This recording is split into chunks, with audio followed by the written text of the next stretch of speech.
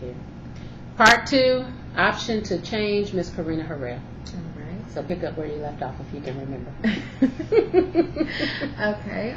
So after that, I came up with a schedule and it worked for a while, like I said, but they still wasn't doing what I needed it to do. So I said, okay, everybody's talking about social media. You need to have the website and things like that. So I looked at my website. There's a lot of free websites that will set you up free of charge that you don't have to pay for. But with me not being the person to understand the programming, the codes, I wasn't able to make the presentation look as nice as I could. Mm-hmm. So people would look at my card, go to the website, and then I would check the numbers and then say, okay, they came to the website, but they left in 15 seconds. Okay. Not doing me any good. So I went back and I said, okay, I need to find some volunteers. So I started recruiting volunteers from local high schools. I went to the Art Institute, posted up a flyer. I went to Douglas County and said, hey, I need somewhere where I can post up, volunteers that I need. They said, okay, well, let's sign you up. We have a Buy Here local kind of directory that we're setting up. So if you want to be our guinea pig, Mm-hmm. then let's go for it. I said, wow. okay, Awesome. great. So within a week, the gentleman came back to me and he said, all right, let's set you up. So he started doing a list of all these different businesses and he put us on there as civic and community organizations, then gave us a number and everything. And at that time, more people were coming in, but I went ahead and did it.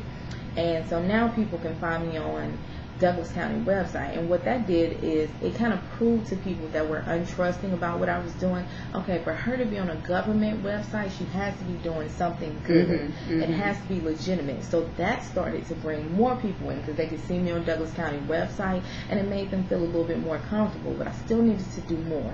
So he set up a section, you put what you need as a volunteer on here.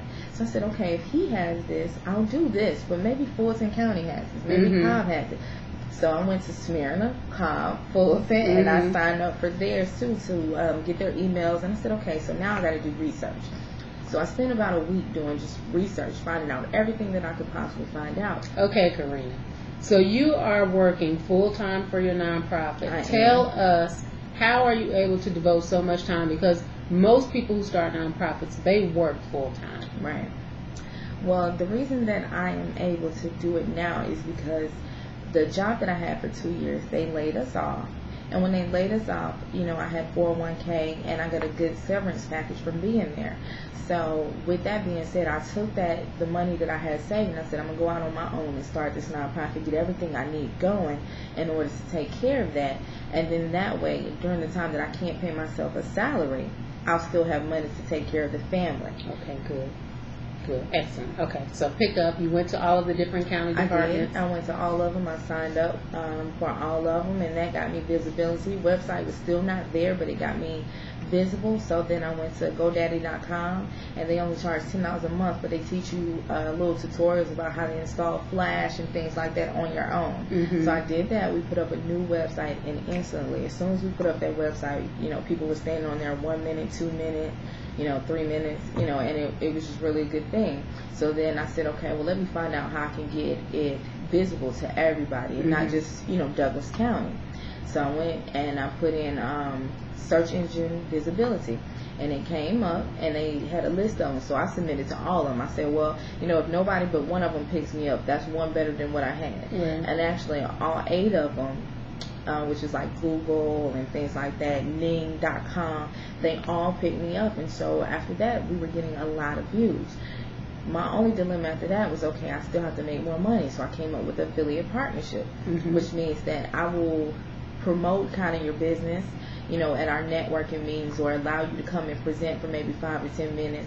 But that brings in revenue, plus that's your name and that's branding your company around the image of you loving the community, which is something that everybody, I believe, should do. And so that brought in our third source of income. Okay, so tell us a little bit more about that. When you say affiliate company, you have networking meetings. Yes. Every month? Mm-hmm. Okay. We try to do a networking meeting every month with the free space that we have at different public libraries. The good thing about public libraries is if you ever want to try something out, they have free meeting room space. So that's for kind of nonprofits. It's free. Yes, for all nonprofits. And so that was a starting point. So I went out there and started talking to people that, had small businesses, and they were more willing to work with me because, since I was on a small scale, the larger companies want to see more. Right. So I went to all the small businesses, and there's a lot of small businesses in Atlanta, and I just started talking to them, and they became partners, and every time they became partners, we would promote, but there was also a fee. And so they would get something, and I would get something, and that was a third source of income. Okay, great. So the T-shirts are your first source of income. The T-shirts was first. The networking registration fees are your second source of income. What's your third source? The fundraising, just being out. Just being out in the community. Okay. Attracting individual donors. So as you're out there, you're out on the ground, you're talking to people, and they're giving you donations. Right. Okay. Exactly. Okay. And then after that, then I came to your workshop, and you talked about different ways to fundraise, and I wasn't aware there was so many different things that you could do to fundraise. I had seen like maybe the golf tournament and just going out and talking to people, the Salvation Army, because when you think nonprofit, most people think Red Cross, Salvation Army, United Way. Yeah, United Way. That's all that they think of. So I said, okay, we know those two, but you gave me a list of all these different things that you could do. So I said, okay, well, this is what I needed. So then I talked to some people in our community, which I like to get together and do a yard sale with me.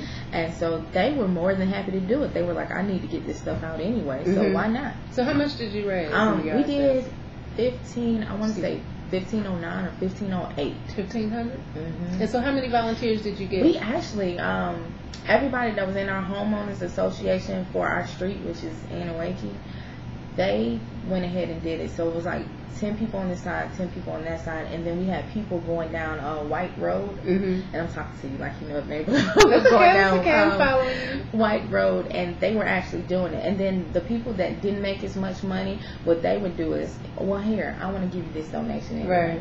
It's tax deductible, and we need to make sure that we're not over that hump of such and such money, so this will help us out too. And they started donating. So what we really made it on clothing, honestly, and just giving away the stuff, I don't know the exact number because people were just so generous that day. You could just see that they were just feeling what I was feeling. Like, okay, I just want to help somebody. Right. So I was just excited about it. But you made at least $1,500. Yes. And you canvassed your community, you knocked on some doors, you told people what you were doing, and you asked them to support you by holding and hosting a yard sale and donating proceeds. And I went door to door, something I have never ever done. And that's one of my suggestions in the 20 Ways to Diversify Your Fundraising Strategy workshop. So if you have not attended that workshop, definitely attend.